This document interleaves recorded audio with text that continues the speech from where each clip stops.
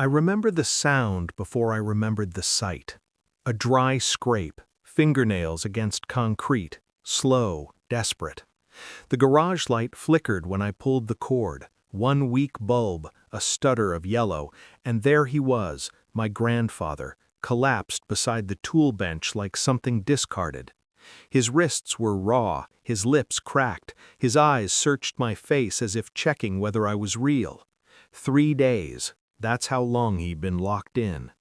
When I knelt, my knees didn't shake, my hands didn't tremble. Shock is clean like that. It wipes emotion away and leaves only clarity. "Who did this?" I asked. His throat worked. Every breath hurt him. "Your dad," he whispered. "He wanted to teach me a lesson." That was the moment something inside me sealed shut. Not broke, not shattered, closed, like a vault. I didn't scream, I didn't cry. I called an ambulance. I wrapped my jacket around him. I told him to save his strength, and while the sirens approached, I made a decision so cold it felt peaceful. I was going to end my father. Not with fists, with truth, with law, with the same systems he'd spent his life hiding behind. 2 weeks earlier, in a glass-walled boardroom overlooking the city, another man had tried to erase me. "You're outdated. We're done here," the CEO hissed, leaning back like the throne belonged to him. I nodded, calm, respectful. Understood.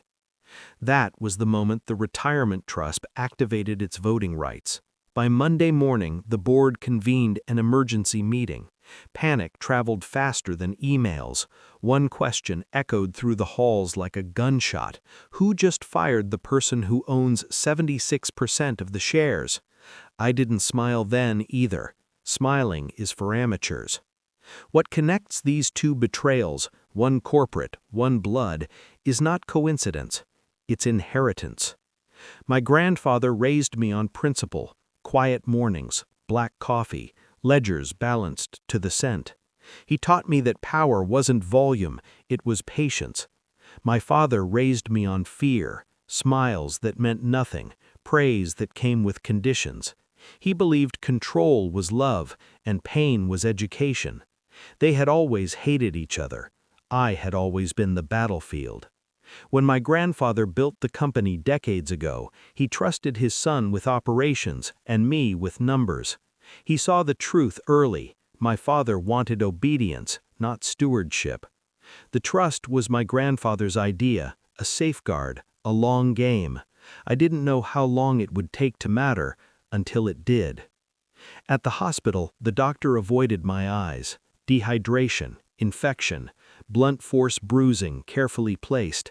Nothing that would kill him, just enough to remind him who held the keys.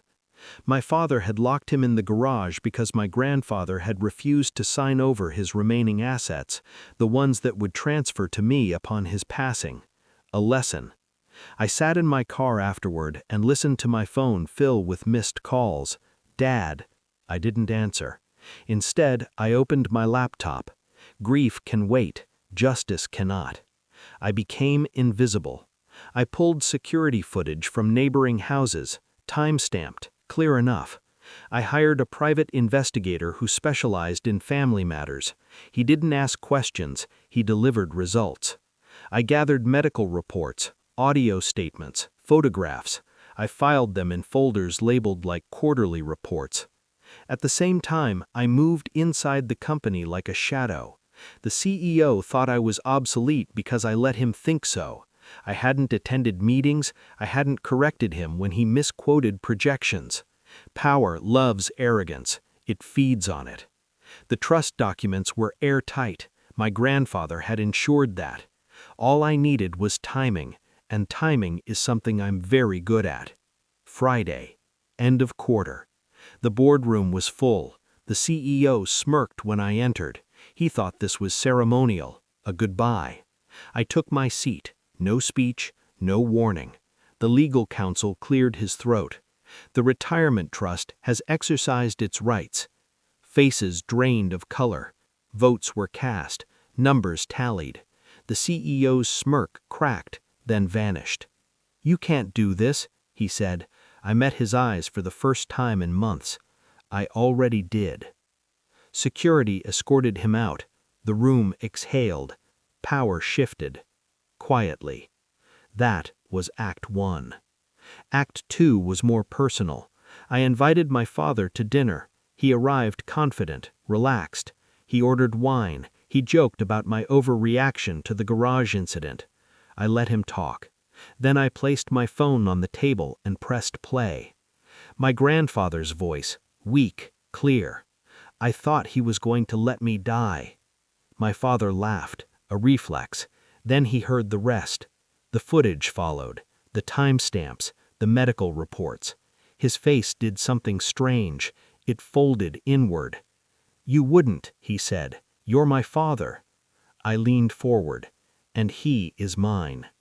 The police arrived on schedule. No shouting, no struggle, just handcuffs clicking shut. Control hates witnesses. The charges were severe: elder abuse, false imprisonment, financial coercion. The press connected dots my father had spent decades scattering.